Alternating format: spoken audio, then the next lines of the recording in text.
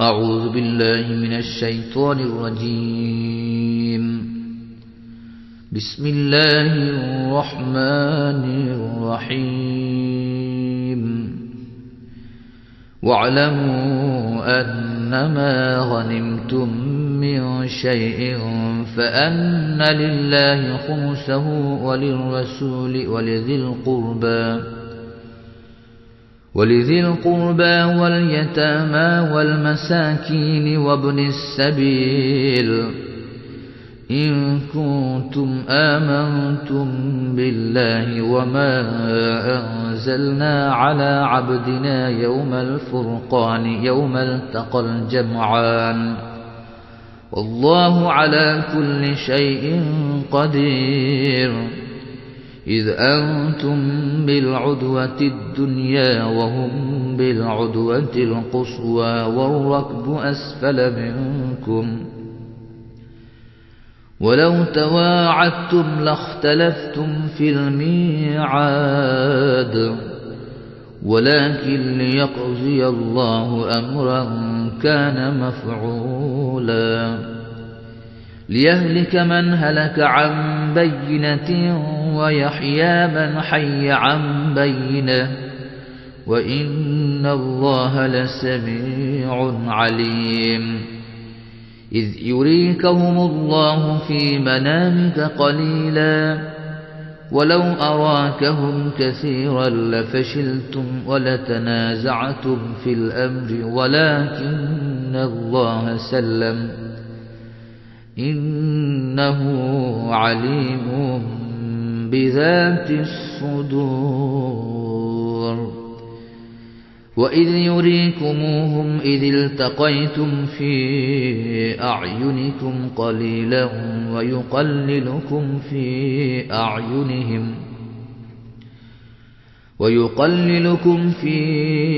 أعينهم ليقضي الله أمرا كان مفعولا وإلى الله ترجع الأمور. يا أيها الذين آمنوا إذا لقيتم فئة فاثبتوا واذكروا الله كثيرا لعلكم تفلحون.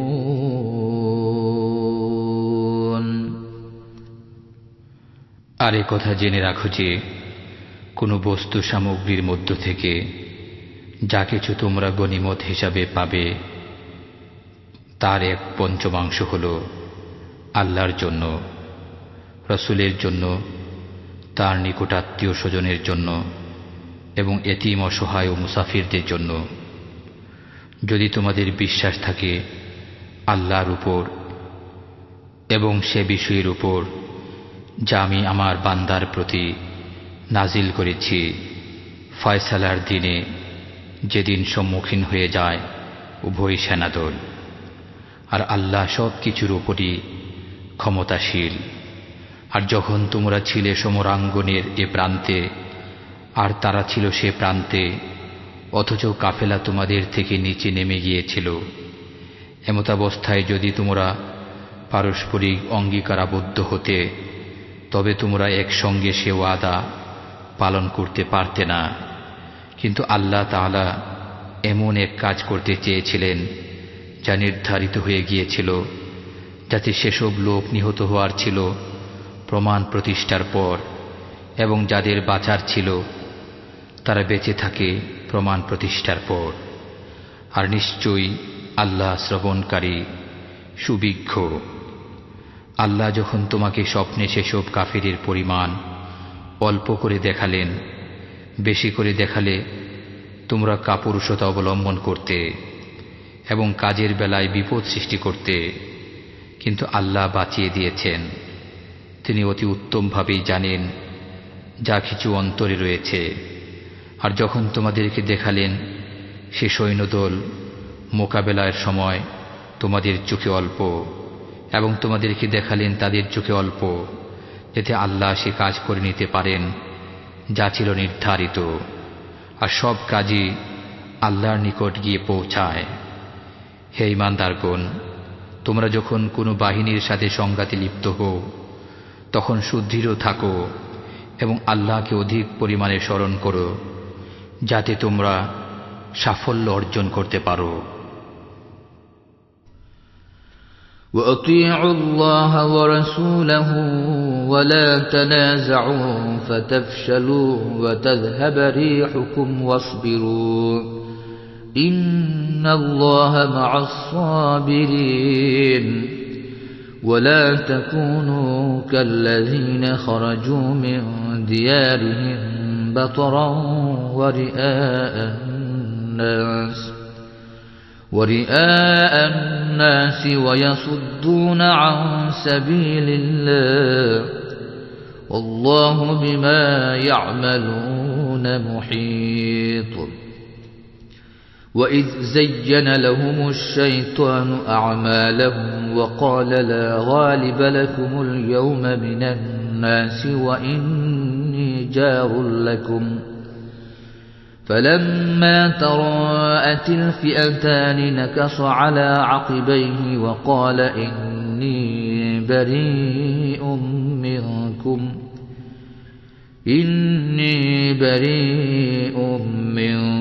إني أرى ما لا ترون إني أخاف الله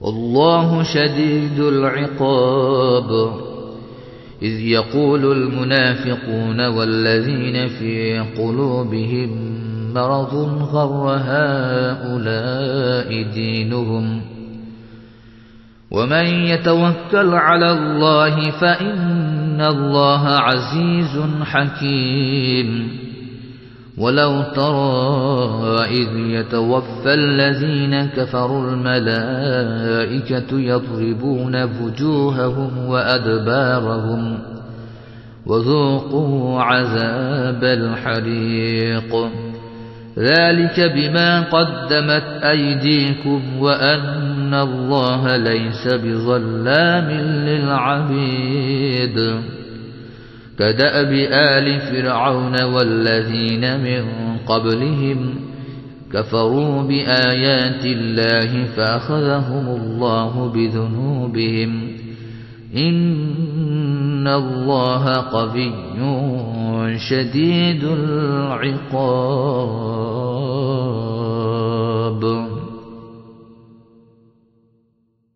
আর আল্লাহ তাআলার নির্দেশ মান্য করো এবং তার রাসূলের। তাছাড়া তোমরা পরস্পরে বিবাদে লিপ্ত হইও না। যদি তা করো তবে তোমরা কাপুরুষ হয়ে পড়বে এবং তোমাদের প্রভাব চলে যাবে। আর তোমরা ধৈর্য ধারণ করো, নিশ্চয় আল্লাহ তাআলা রয়েছেন ধৈর্যশীলদের সাথে। আর তাদের মতো হয়ে যেও না যারা বেরিয়েছে নিজেদের অবস্থান থেকে গর্বিতভাবে এবং লোকদেরকে দেখাবার উদ্দেশ্যে, আর আল্লাহর পথে তারা বাধা দান করে। বস্তুত আল্লাহর আয়ত্তে রয়েছে সে সমস্ত বিষয় যা তারা করে। আর যখন সুদৃঢ় করে দিল শয়তান তাদের দৃষ্টিতে তাদের কার্যকলাপকে এবং বলল যে আজকের দিনে কোনো মানুষই তোমাদের উপর বিজয়ী হতে পারবে না, আর আমি হলাম তোমাদের সমর্থক। অতঃপর যখন সামনাসামনি হল উভয় বাহিনী, তখন সে অতি দ্রুত পায়ে পেছন দিকে পালিয়ে গেল এবং বলল, আমি তোমাদের সাথে নাই, আমি দেখছি যা তোমরা দেখছ না। আমি ভয় করি আল্লাহকে, আর আল্লাহর আযাব অত্যন্ত কঠিন। যখন মুনাফিকরা বলতে লাগল এবং যাদের অন্তর ব্যাধিগ্রস্ত, এরা নিজেদের ধর্মের উপর গর্বিত। বস্তুত যারা ভরসা করে আল্লাহর উপর সে নিশ্চিন্ত, কেননা আল্লাহ অতি পরাক্রমশীল সুবিজ্ঞ। আর যদি তুমি দেখো যখন ফেরেশতারা কাফেরদের জান কবজ করে, প্রহার করে তাদের মুখে এবং তাদের পশ্চাৎ দেশে, আর বলে জ্বলন্ত আযাবের স্বাদ গ্রহণ করো, এই হলো সেসবের বিনিময় যা তোমরা তোমাদের পূর্বে পাঠিয়েছ নিজের হাতে। বস্তুত এটি এজন্য যে আল্লাহ বান্দার উপর জুলুম করেন না, যেমন রীতি রয়েছে ফিরআউনের অনুসারীদের এবং তাদের পূর্বে যারা ছিল তাদের ব্যাপারে, যে এরা আল্লাহর নির্দেশের প্রতি অস্বীকৃতি জ্ঞাপন করেছে এবং সেজন্য আল্লাহ তাআলা তাদের পাকড়াও করেছেন তাদেরই পাপের দরুন। নিঃসন্দেহে আল্লাহ মহাশক্তিশালী, কঠিন শাস্তিদাতা। ذلك بأن الله لم يك مغيرا نعمة أنعمها على قوم حتى يغيروا ما بأنفسهم وأن الله سميع عليم كدأب آل فرعون والذين من قبلهم كذبوا بآيات ربهم فأهلكناهم بذنوبهم وأغرقنا آل فرعون وكل كانوا ظالمين إن شر الدواب عند الله الذين كفروا فهم لا يؤمنون الذين عاهدت منهم ثم ينقضون عهدهم في كل مرة وهم لا يتقون فإما تثقفنهم في الحرب فشرد بهم من خلفهم لعلهم يذكرون وإما تخافن من قوم خيانة فانبذ إليهم على سواء إن الله لا يحب الخائنين ولا يحسبن الذين كفروا سبقوا إنهم لا يعجزون وأعدوا لهم ما استطعتم من قوة ومن رباط الخيل ترهبون به عدو الله وعدوكم وآخرين من دونهم لا تعلمونهم الله يعلمهم وما تنفقوا من شيء في سبيل الله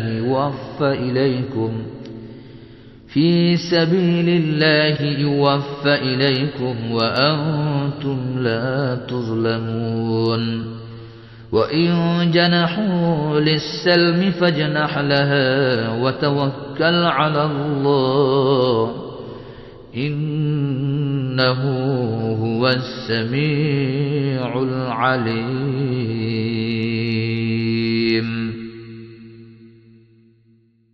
তার কারণে এই যে আল্লাহ কখনো পরিবর্তন করেন না সেসব নিয়ামত যা তিনি কোনো জাতিকে দান করেছিলেন, যতক্ষণ না সে জাতি নিজেই পরিবর্তিত করে দেয় নিজের জন্য নির্ধারিত বিষয়।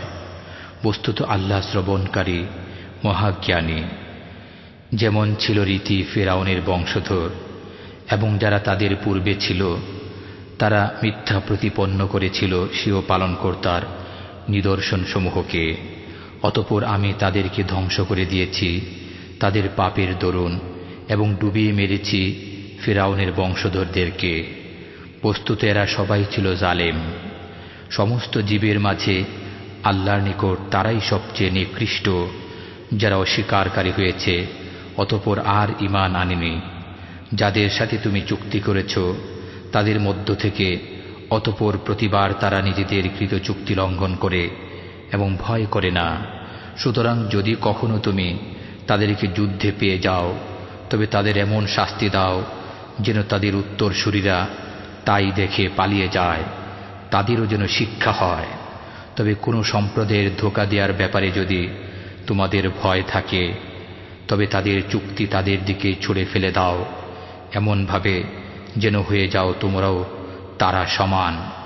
নিশ্চয় আল্লাহ ধোঁকাবাজ প্রতারককে পছন্দ করেন না। আর কাফেররা যেন একথা মনে না করে যে তারা বেঁচে গেছে, কখন এরা আমাকে পরিশ্রান্ত করতে পারবে না।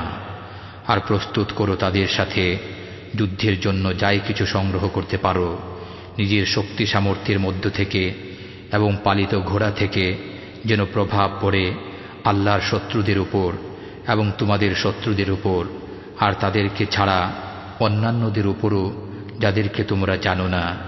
আল্লাহ তাদেরকে চেনেন। বস্তুত যা কিছু তোমরা ব্যয় করবে আল্লাহর রাহে তা তোমরা পরিপূর্ণভাবে ফিরে পাবে এবং তোমাদের কোনো হক অপূর্ণ থাকবে না। আর যদি তারা সন্ধি করতে আগ্রহ প্রকাশ করে তাহলে তুমিও সেদিকে আগ্রহী হও এবং আল্লাহর উপর ভরসা করো। নিঃসন্দেহে তিনি শ্রবণকারী, পরিজ্ঞাত। وَإِن يُرِيدُوا أَن يَخْدَعُوكَ فَإِنَّ حَسْبَكَ اللَّهُ هُوَ الَّذِي أَيَّدَكَ بِنَصْرِهِ وَبِالْمُؤْمِنِينَ وَأَلَّفَ بَيْنَ قُلُوبِهِمْ لَوْ أَنفَقْتَ مَا فِي الْأَرْضِ جَمِيعًا مَا أَلَّفْتَ بَيْنَ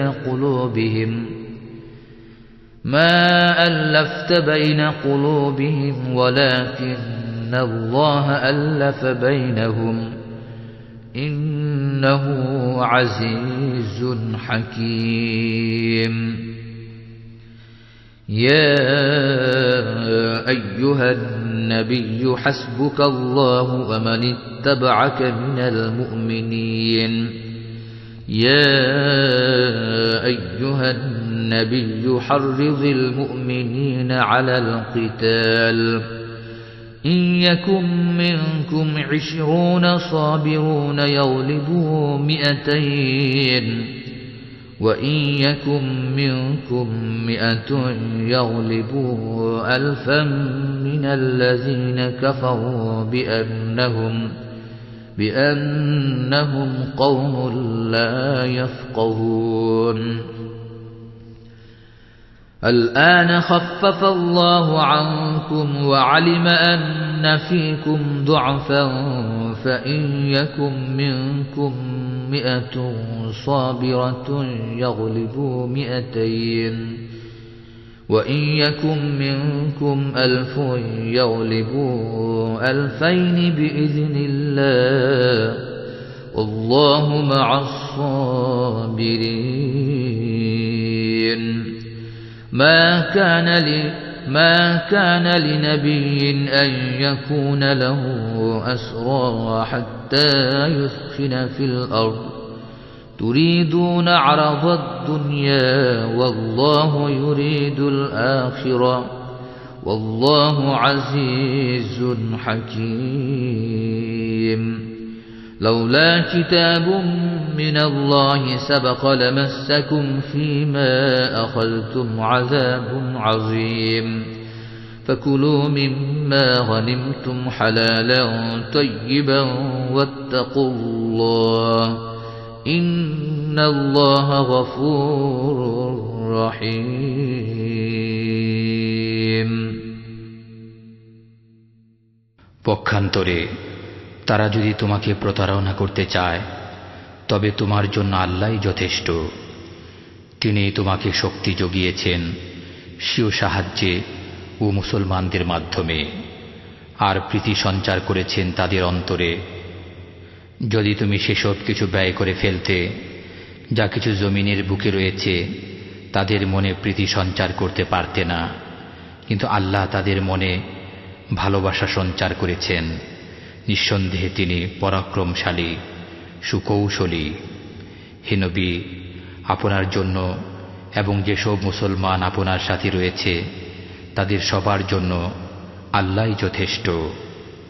হে নবী, আপনি মুসলমানগণকে উৎসাহিত করুন জিহাদের জন্য। তোমাদের মধ্যে যদি 20 জন দৃঢ়পদ ব্যক্তি থাকে তবে জয়ী হবে 200 লোকের মোকাবেলায়, আর যদি তোমাদের মধ্যে থাকে 100 লোক তবে জয়ী হবে 1000 কাফেরের উপর। তার কারণ ওরা জ্ঞানহীন। এখন বোঝা হালকা করে দিয়েছেন আল্লাহ তাআলা তোমাদের উপর, এবং তিনি জেনে নিয়েছেন যে তোমাদের মধ্যে দুর্বলতা রয়েছে। কাজে তোমাদের মধ্যে যদি দৃঢ়চিত্ত 100 লোক বিদ্যমান থাকে তবে জয়ী হবে 200-র উপর, আর যদি তোমরা 1000 হও তবে আল্লাহর হুকুম অনুযায়ী জয়ী হবে 2000-এর উপর। আর আল্লাহ রয়েছেন দৃঢ়চিত্ত লোকদের সাথে। নবীর পক্ষে উচিত নয় বন্দীদেরকে নিজের কাছে রাখা যতক্ষণ না দেশময় প্রচুর রক্তপাত ঘটাবে। তোমরা পার্থিব সম্পদ কামনা করো, অথচ আল্লাহ চান আখিরাত, আর আল্লাহ হচ্ছেন পরাক্রমশালী, প্রজ্ঞাবান। যদি একটি বিষয় না হতো যা পূর্ব থেকে আল্লাহ লিখে রেখেছেন, তাহলে তোমরা যা গ্রহণ করছো সেজন্য বিরাট আযাব এসে পৌঁছাত। সুতরাং তোমরা খাও গনিমত হিসাবে তোমরা যে পরিচ্ছন্ন হালাল বস্তু অর্জন করেছ তা থেকে, আর আল্লাহকে ভয় করতে থাকো। নিশ্চয় আল্লাহ ক্ষমাশীল, অত্যন্ত মেহেরবান।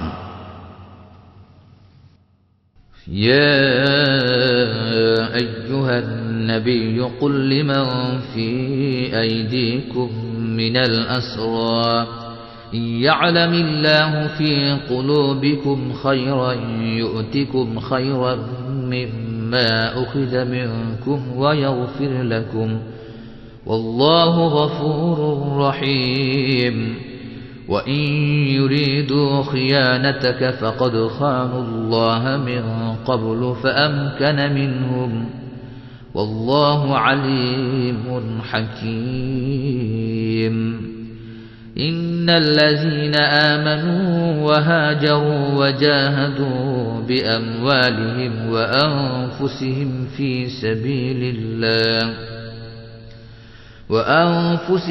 في سبيل الله والذين آووا ونصروا أولئك بعضهم أولياء بعض والذين آمنوا ولم يهاجروا ما لكم من ولايتهم من شيء حتى يهاجروا وإن استنصروكم في الدين فعليكم النصر إلا على قوم بينكم وبينهم ميثاق والله بما تعملون بصير والذين كفروا بعضهم أولياء بعض إلا تفعلوه تكن فتنة في الأرض وفساد كبير والذين آمنوا وهاجروا وجاهدوا في سبيل الله والذين آووا ونصروا أولئك هم المؤمنون حقا لهم مغفرة ورزق كريم والذين آمنوا من بعد وهاجروا وجاهدوا معكم فأولئك منكم وأولو الأرحام بعضهم أولى ببعض في كتاب الله إن الله بكل شيء عليم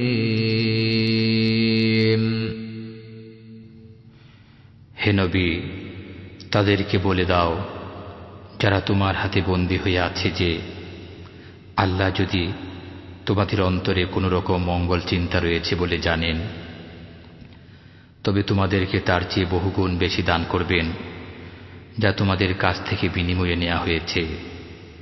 তাছাড়া তোমাদেরকে তিনি ক্ষমা করে দিবেন। বস্তুত আল্লাহ ক্ষমাশীল, করুণাময়। আর যদি তারা তোমার সাথে প্রতারণা করতে চায়, বস্তুত তারা আল্লাহর সাথে ইতিপূর্বে প্রতারণা করেছে, অতঃপর তিনি তাদেরকে ধরিয়ে দিয়েছেন। আর আল্লাহ সর্ববিষয়ে পরিজ্ঞাত, সুকৌশলী। এতে কোনো সন্দেহ নেই যে যারা ঈমান এনেছে, দেশ ত্যাগ করেছে, স্বীয় জান ও মাল দ্বারা আল্লাহর রাহে জিহাদ করেছে, এবং যারা তাদেরকে আশ্রয় ও সহায়তা দিয়েছে, তারা একে অপরের সহায়ক। আর যারা ঈমান এনেছে